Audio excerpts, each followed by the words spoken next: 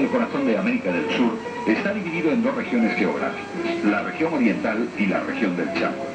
En la primera, a orillas del río Paraguay, se encuentra la capital, Asunción, apacible ciudad donde contrastan los modernos rascacielos con las arboledas y las casas de clásico estilo. Las dos áreas geográficas se encuentran separadas por el cauce del caudaloso río Paraguay, que produce un corte en las vías de comunicación terrestre. Ha sido, pues, una evidente necesidad la construcción de un puente que terminase con el aislamiento del Chaco.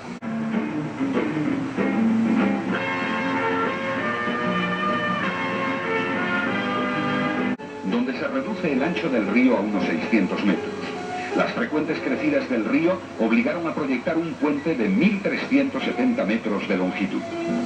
El tramo central sobre el río es de 170 metros, una de las mayores luces en el mundo para su tipología estructural, con el fin de permitir la intensa navegación fluvial que existe entre la capital, Asunción, y los centros industriales y de población aguas arriba del río.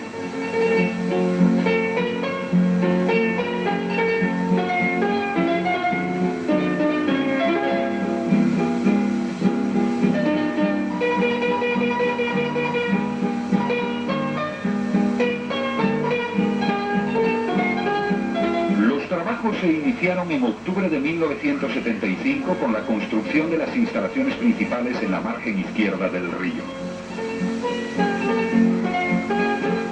Allí se instalaron oficinas, almacenes, laboratorio, talleres de ferralla, pretensado y mecánico y una central de hormigón para 50 metros cúbicos hora.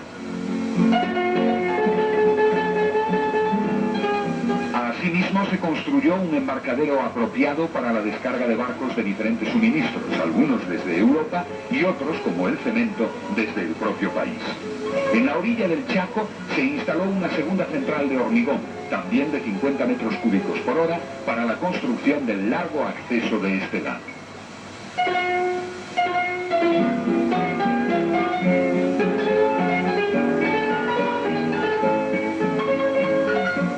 Comienza el corte y preparación de las armaduras que han de ser utilizadas en los primeros trabajos de instalación.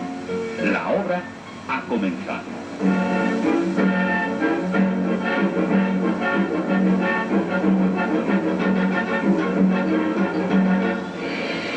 La construcción del puente se inicia con la cimentación de la pila 21, una de las dos pilas principales sobre las cuales se apoyará el tramo central de 170 metros. Es necesario hincar un recinto cuadrado formado por perfiles metálicos especiales que permitan realizar en seco los trabajos en su interior, evitando la entrada de las violentas aguas del río.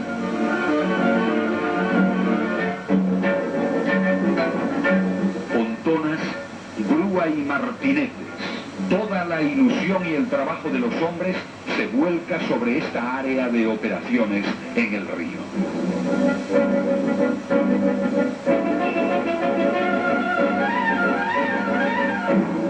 Paralelamente, se iniciaron los trabajos en la margen del Chaco con el pilotaje del estribo.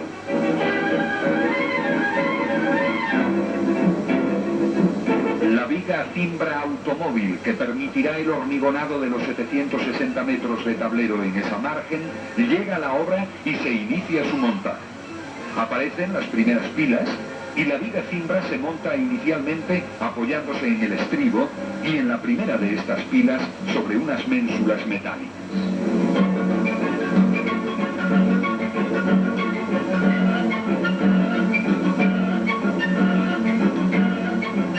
Una vez colocado el encofrado exterior, los cables y la armadura, se sitúa el encofrado interior para constituir la sección hueca o encajón del tablero. La colocación de esta armadura, y en particular la de los cables, requiere un cuidado especial. Toda la armadura y los cables vienen desde el taller ya cortados y doblados, y estos últimos además envainados y con los anclajes puestos en los extremos, todo listo para el montaje in situ. Se consigue así un ritmo de trabajo óptimo.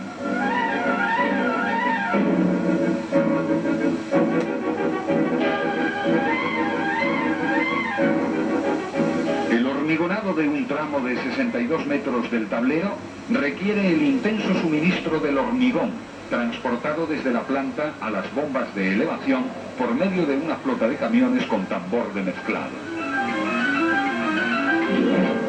La abundante toma de muestras de hormigón con probetas es de rigurosa obligación en obras de hormigón prepensado de esa magnitud.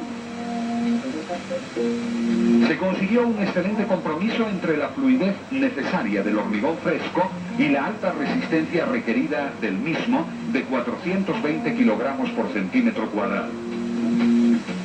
Esta fluidez era necesaria para poder utilizar bombas de hormigón para la puesta en obra del mismo y para facilitar su penetración entre las densas armaduras, ayudando con vibradores de aguja y consiguiendo asimismo la compacidad necesaria.